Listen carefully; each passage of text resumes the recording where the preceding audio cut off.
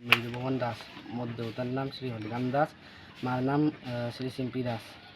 মই ক্লাছ 6ৰ পৰা লখিমপুৰ জিলাৰ অন্তৰ্গত নাৰায়ণপুৰত এখন স্কুল যাৰ নাম মাগ্ন হাইস্কুল, তাত মই ক্লাছ 6ৰ পৰা অধ্যয়ন কৰি আহিছোঁ।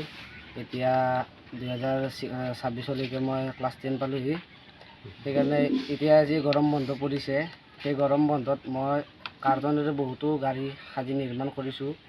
তাৰ ভিতৰত মই ৰয়েল এনফিল্ড সাজিছোঁ, Bolero pickup, tractor, bus, Chandrayaan আদিলৈকে আদি চব অকল কাৰ্টন দিয়ে বনাইছোঁ। মোৰ দেউতাই ইয়াতে দিন হাজিৰা কৰে। আজিলৈকে মানে চৰকাৰী ঘৰ পোৱা নাই। কি আপোনাৰ মামাহঁতে মাতি আছিল মানে ঘৰত গ'লে, সেইকাৰণে তাকে গুচি গ'লোঁ। তুমি যে গৰম বন্ধ কি কৰিম আৰু, বেলেগৰ নিচিনা মই এনে কটোৱা নাই। মানে মোৰ যিটো টেলেণ্ট আছে, সেই টেলেণ্টটো মই বাইক এখন বনাইছোঁ। মানে কাৰ পৰা অনুপ্ৰেৰণা? চব পেহী, জেঠি, মা দেউতা, ককা, ভাইটি ভণ্টি চবৰে পৰা। কি হোৱাৰ সপোন আছে তোমাৰ? মোৰ মেকানিকেল ইঞ্জিনিয়াৰ। পাইছোঁ পেহী, জেঠি চবেই মোক ঘৰৰ মানুহ চবেই সহায় কৰিছে।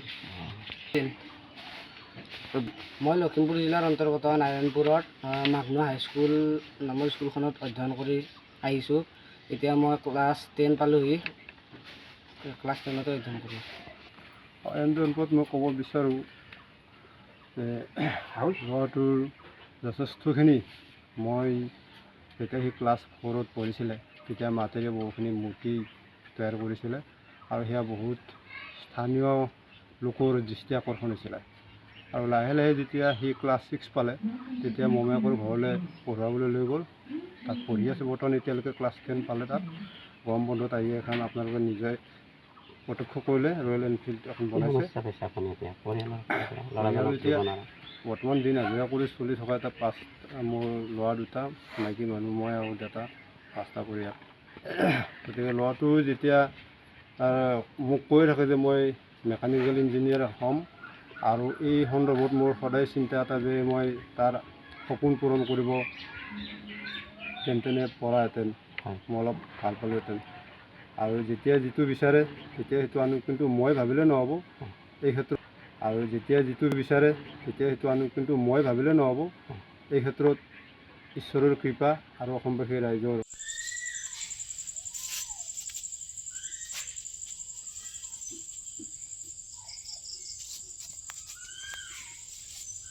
এই থাকে লখিমপুৰত, তাতে পঢ়ি আছে। বস্তু দেচোন পাৰ যদি টিভিটো দিয়া চেষ্টা কৰিবি মোৰো টাকা লাগিব ৰাতি